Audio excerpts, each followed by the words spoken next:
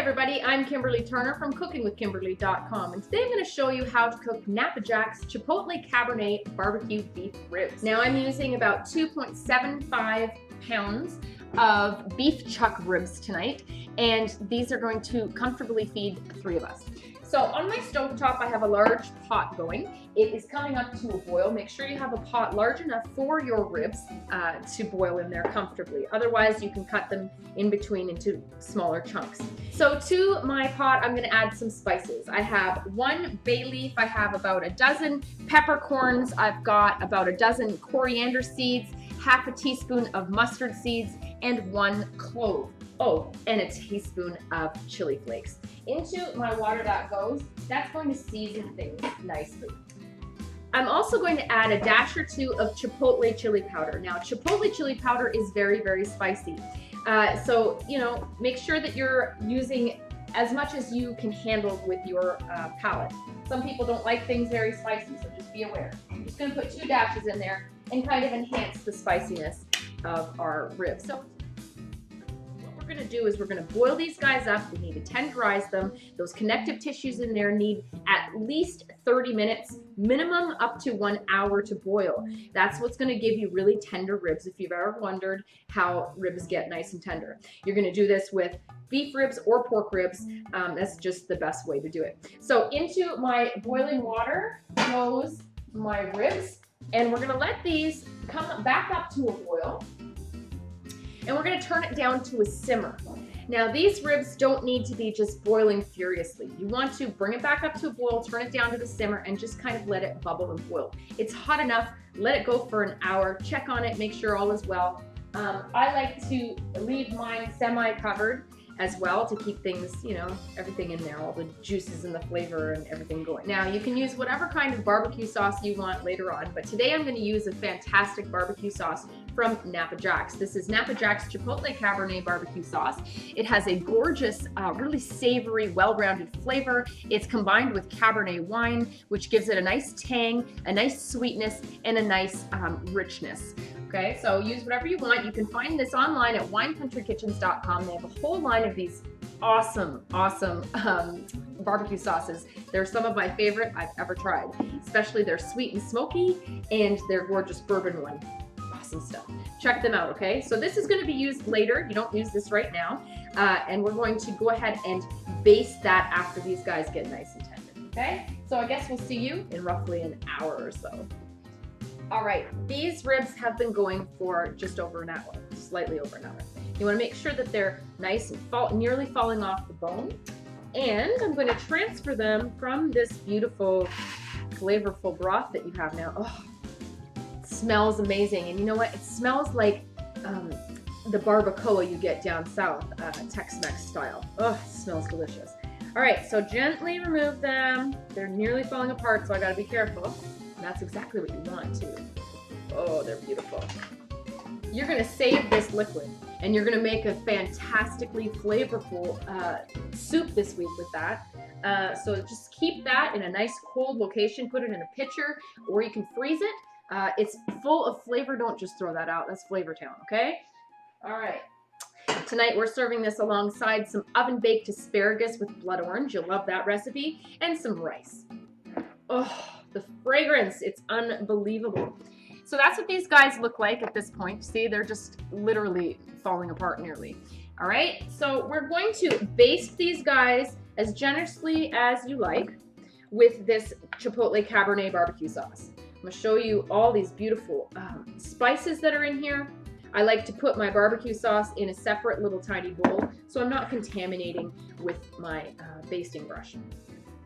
Oh, lovely. It's going to be spicy, sweet, tangy, savory all at the same time. So let's go ahead and baste these as generously as you want, all over, top and bottom if you like, but be gentle moving them around. You could always do 2 coats of barbecue sauce. Like do 1 coat and throw it in the oven and then bring them back out and coat them again. But I don't even think I'll need to do that. This is a nice thick barbecue sauce and it's full of flavor. And I want to get a beautiful coating. It's going to crisp up, dry out a little bit and crisp up in the oven. That's exactly what I want. Cool. Exciting. beef ribs. Pork ribs are great, but beef ribs are equally as great. They have a beautiful, really rich flavor. They're nice and hearty. They're fun to eat.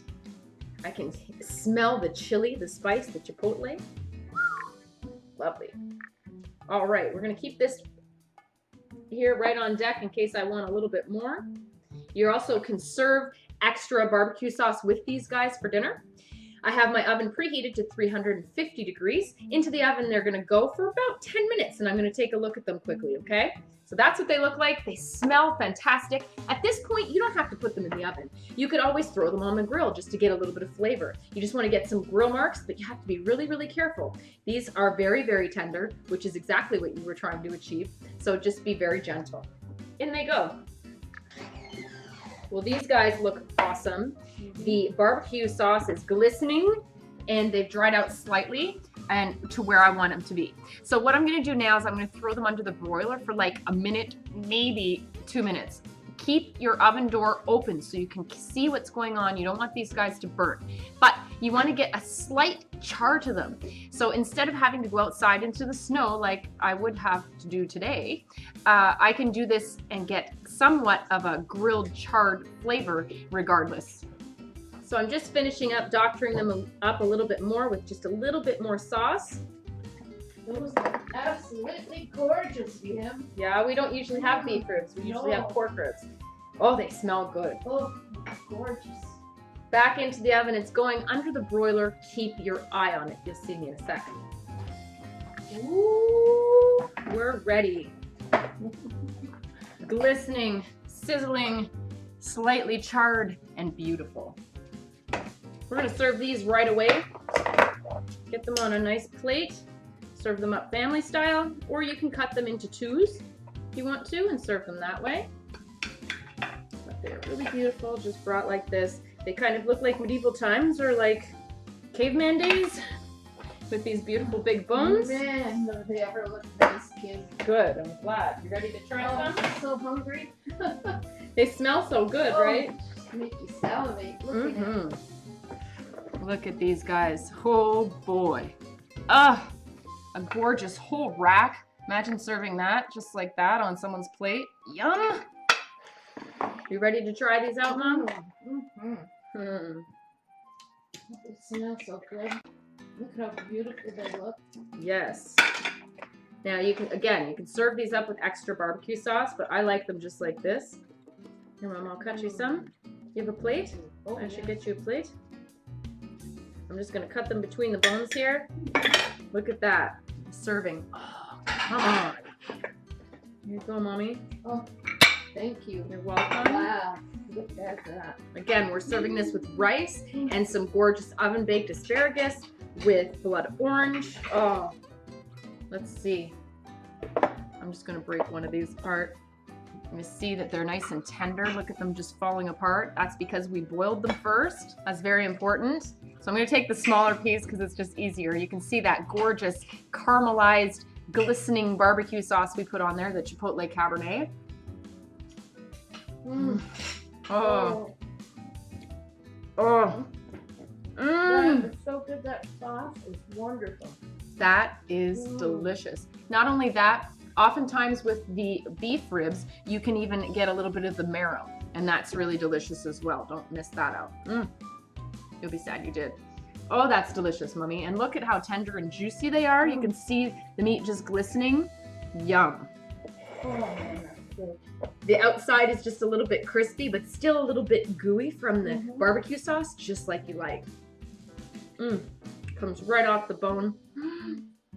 That is Fantastic. delightful. Oh, we'll have to have these more often. Delicious. Man, they're good. And hearty.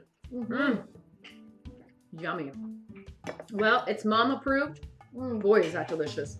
The barbecue sauce is so tasty. The Chipotle has a nice spice.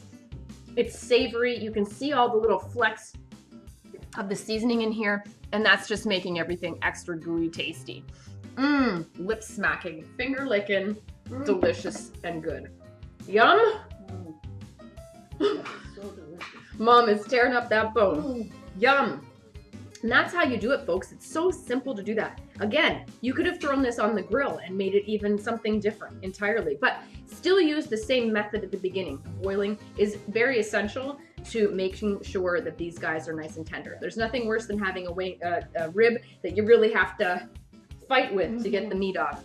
No one wants to do that. You want it to kind of just fall off the bone and melt in your mouth, and that's what these are. Boy, they're tasty. They're everything you want them to be in a beef rib.